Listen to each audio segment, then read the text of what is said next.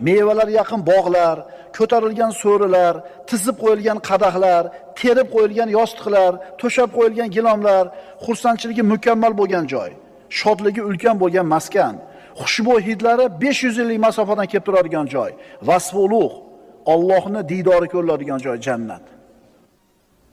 Mana shu narsani o'zingga eslat. Ozgina sabr qil, o'tib ketasan.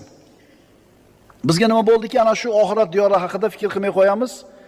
Bizga nima bo'ldiki, shu dunyoda arzimagan matohi bizni ko'nglimizni cho'ktirib tashlaydi. Birodar, hayotdan zerikkan bo'lsang, g'amlar to'yg'izgan bo'lsa, joningdan to'yib ketib dod deging kelayotgan bo'lsa, o'zingga jannatni eslat.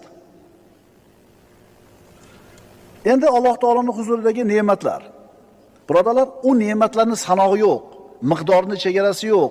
Abadiy yoshlik, abadiy sog'lik, abadiy qasrlar, bog'lar nihoyasi yo'q.